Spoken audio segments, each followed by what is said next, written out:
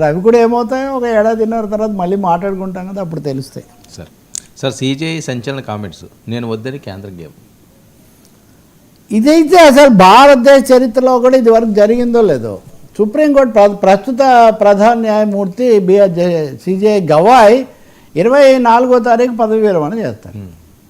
ఆయన tribunals, central ట్రైబ్యునల్స్కి ఎవరు చైర్మన్గా ఉండాలి, వాటి ఫంక్షనింగ్, వాటి ఇది అరేంజ్మెంట్ ఎలా ఉండాలి, ఈ విషయం మీద ఒక కేసు ఉంది.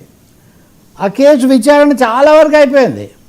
నిన్న ఆ కేసు టేకప్ చేశారు. ఆయన ధర్మాసనం, ఆయన అధ్యక్షతన ఆ ధర్మాసనం కేసు టేకప్ చేస్తే ఈయన ఉంటాడు కదా సోలిసిటర్ జనరల్, సోలిసిటర్ జనరల్ లేచి ఈ కేసు ఈ ధర్మాసనం కాకుండా 5 సభ్యులు ఉన్న రాజ్యాంగ ధర్మాసనం విచారిస్తే మంచిదని కేంద్రం మీ దృష్టికి తెస్తుంది అన్నాడు. సిజేఐకి చాలా ఆగ్రహం వచ్చింది. అంటే మీరు నన్ను తప్పించాలనుకుంటున్నారా? నేనున్నటువంటి దాంతో బెంచి దీన్ని విచారించకూడదని మీరు ఆలోచించి మీరు గేమ్ చేస్తున్నారా?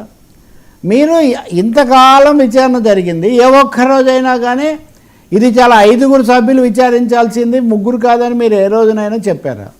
కాబట్టి అంటే ఇప్పుడు మనం ఇదివరకు చాలాసార్లు చూసాం, బెంచి ఎంచుకోవడం అని, లేకపోతే రకరకాల ఎత్తుగడలని, నాట్ బిఫోర్ మీ అని, ఇట్లాంటివి చాలా చేస్తుంటారని.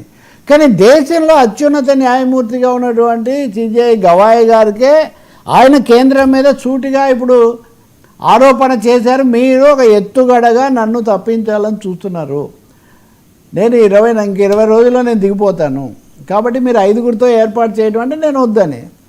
నేను ఎప్పుడు ఇలా ఊహించలేదు అంటే ఆయన వెంకటరమణి కేంద్రం తరఫున ఆయన మాట్లాడుతూ అదేం లేదు, కానీ మేము మటుకు రాజ్యాంగ ధర్మాసనమే కోరుకుంటున్నాం, 5 కోరుకుంటున్నామని ఆయన అన్నారు.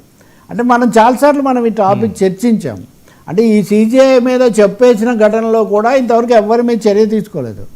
కనీసం లాంఛనంగా మందలించటమో లేదో ఒక గంట సేపు కుర్చీ మీరు నిలబడండి అలాంటివి వేస్తారు కొన్నిసార్లు, ఏం వేరే శిక్షలు అట్లాంటిది కూడా ఏం చేయలేదు. అసలు నాట్ టేకన్ నోట్ ఆఫ్ ఖండనలతో సరిపెట్టారు. హైకోర్టులకు సంబంధించి కూడా చాలా ఘర్షణలు జరిగాయి. అంటే ఏదో ఒక విధంగా 20 రోజులు కళ్ళు మూసుకుంటే ఈ సిజేఐ వెళ్ళిపోతే మళ్ళీ కొత్తది రావచ్చు అన్న పద్ధతిలో ఆలోచిస్తున్నట్టు కనిపిస్తుంది. ఇది మటుకు న్యాయ వ్యవస్థ స్వతంత్రతకు, ప్రధాన న్యాయమూర్తి స్థానం పట్ల ఉండాల్సినటువంటి గౌరవానికి మటుకు ఇది ఏమాత్రం సమంజసం కాదు. దీన్ని ఎవరు కూడా దీన్ని హర్షించరు. కేంద్రానికి ఏదైనా ఉంటే వీళ్ళ తీర్పు వచ్చిన తర్వాత మళ్ళీ వీళ్ళు అప్పీల్ చేసుకోవచ్చు, ఇంకా కొంచెం విస్తృత ధర్మాసనం విచారించాలి అని. కాబట్టి అంటే యుద్ధం, సుప్రీంకోర్టుకు కేంద్రానికి మధ్యలో యుద్ధం ఒక దశకు చేరినట్టు కనిపిస్తుంది.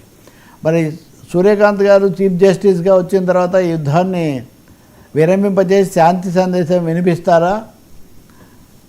సంఘర్షణ ఎక్కువ అవుతుందా అంటే ఆయన అసలు జస్టిస్ సూర్యకాంత్ నియమించిన రోజునే కొంతమంది అభ్యంతరం పెట్టారు. అది కూడా మీడియాలో బహిరంగంగా జరిగిన విషయమే. ముఖ్యంగా సుప్రీంకోర్టు న్యాయమూర్తిగా ఉన్న జస్టిస్ ఏకే గోయల్ బహిరంగ లేఖ కూడా రాశారు. అయినా కానీ కేంద్రం జస్టిస్ సూర్యకాంత్ గారిని నియమించింది.